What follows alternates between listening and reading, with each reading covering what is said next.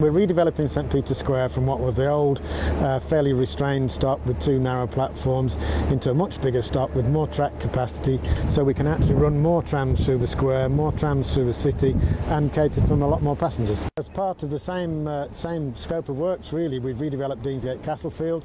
We've done a lot of work at Victoria Station alongside Network Rail. We've also redeveloped Market Street and made that a much more easily accessible stop.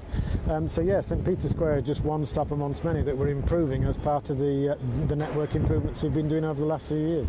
Yeah, we've expanded Metrolink from what was a relatively small system when it first began in 1992. We're now the biggest light rail system in the UK, and what we're doing in terms of St Peter's Square is now further developing that network so that we can then run more trams through the city and run more trams out to other parts of the network.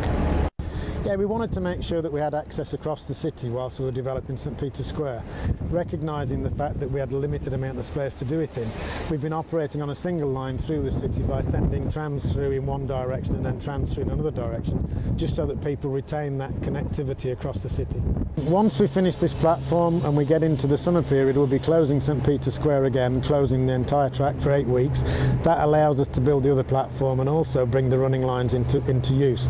So when we get to the end of that process, probably late August, we'll then be able to open St Peter's Square as a fully functional stop, and we'll have full two-way traffic through the square. Yeah, we're not just building a Metrolink stop. What we're doing is actually developing the area around it. So St Peter's Square becomes a much more of an inviting sort of area for people to gather in, for people to spend time in, to access things like the library, the town hall, as well as onward Metrolink journeys or just coming into St Peter's Square to enjoy the area.